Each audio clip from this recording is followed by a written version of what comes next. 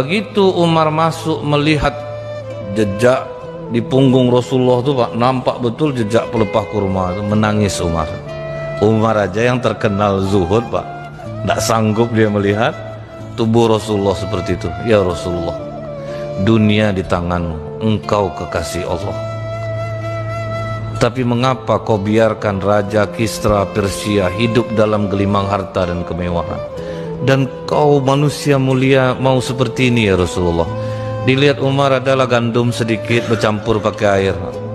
Jadi makan Rasulullah tuh hari-hari Bu, roti jumaud. Kita nggak akan sanggup makan roti jumaud, roti kasar tuh Pak.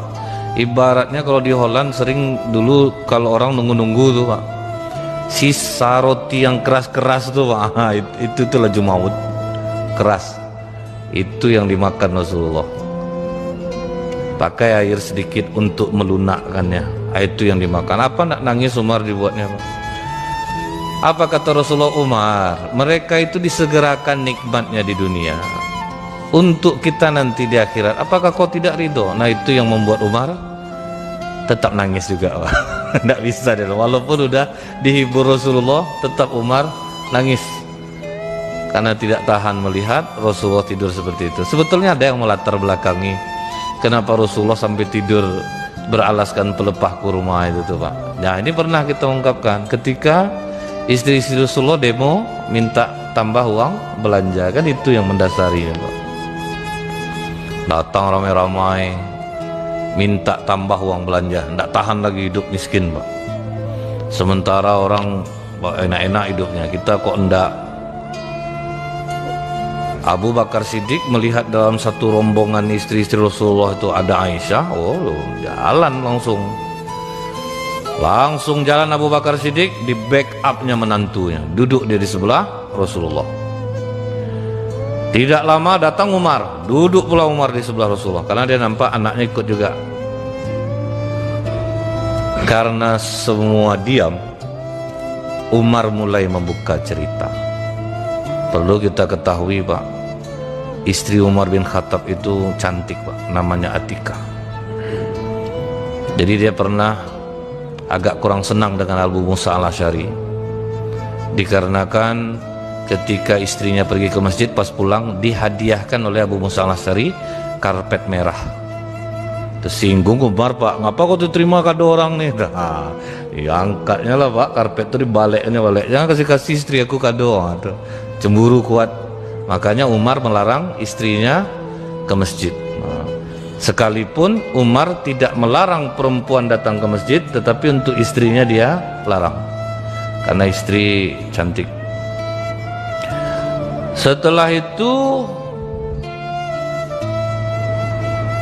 Umar duduk di sebelah kiri Rasulullah, Abu Bakar di kanan Rasulullah.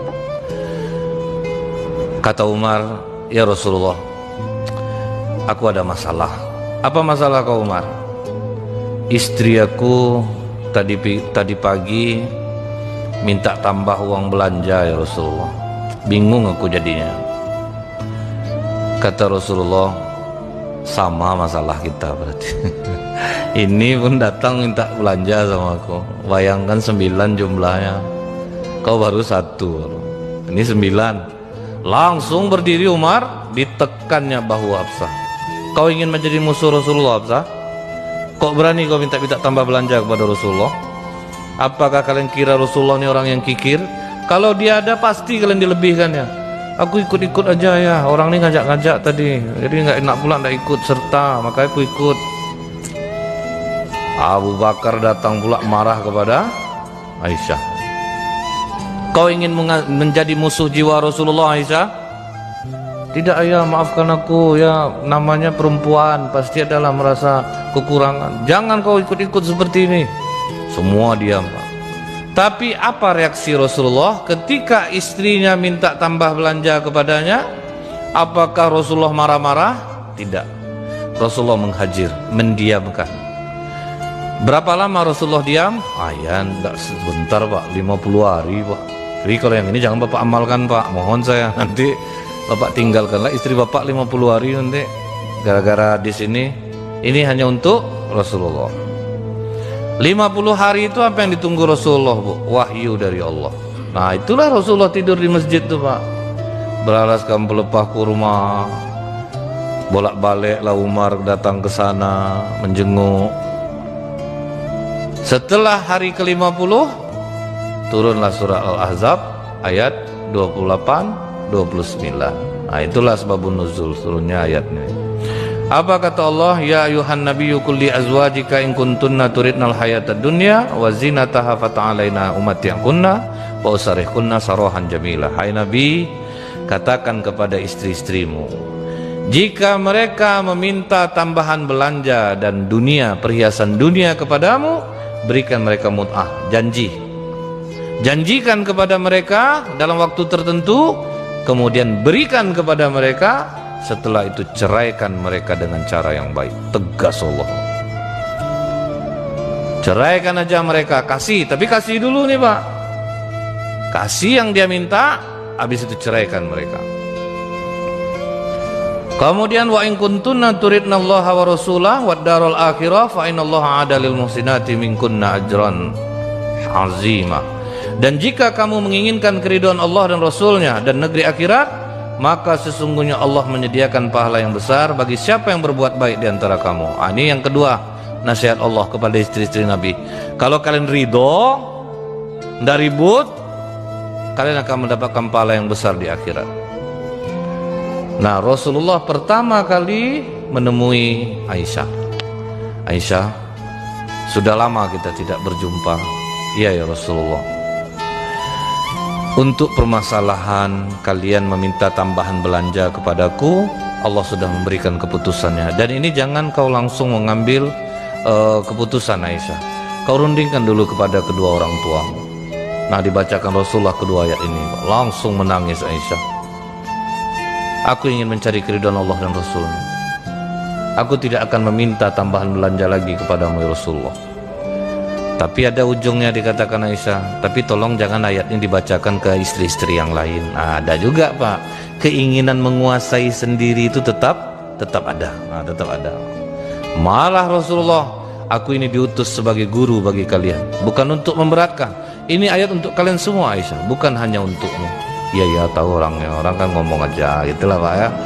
Kalau bisa, kalau enggak ya apa boleh buatlah. Nah, jadi jangan ibu kira istri Rasulullah itu tidak bersaing satu sama lain, bersaing Pak. Tetap ingin kalau bisa dikuasainya sendiri, ada perasaan itu. Itulah sisi manusia tetap ada.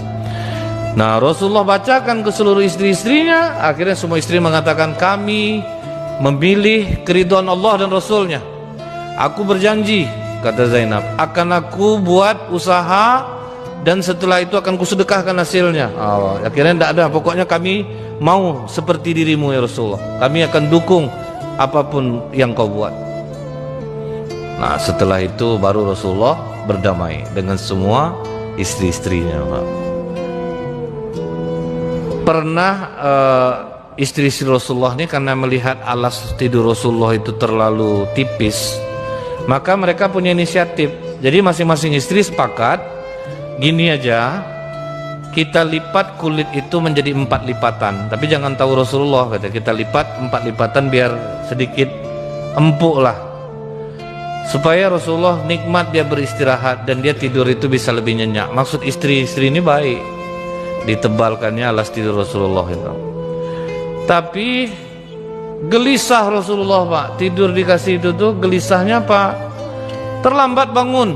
Jadi Rasulullah terlambat bangun ketika istrinya melipat kulit itu menjadi 4 lipatan. Maka Rasulullah memberitahu kepada istri semuanya, gara-gara ulah kalian aku terlambat untuk beribadah, tolong jangan ulangi lagi seperti ini. Akhirnya baliklah sekali lipatannya. Berapa kerasnya itu Pak ya? Tidur setiap malam seperti itu yang membuat Rasulullah bersemangat untuk beribadah, karena pasti mata tidak akan nyenyak tidur. Kemudian Pak, ada seorang wanita Ansor, dia berkunjung ke rumah Aisyah. Pas dia melihat alas tidur Rasulullah keras, dirasanya Pak, keras. Maka dia pulang ke rumahnya dan dia buatkanlah Pak alas tidur dari wol supaya empuk. Dari wol dibuat supaya empuk. Begitu terlihat oleh Nabi, kata Nabi, ini terlalu mewah.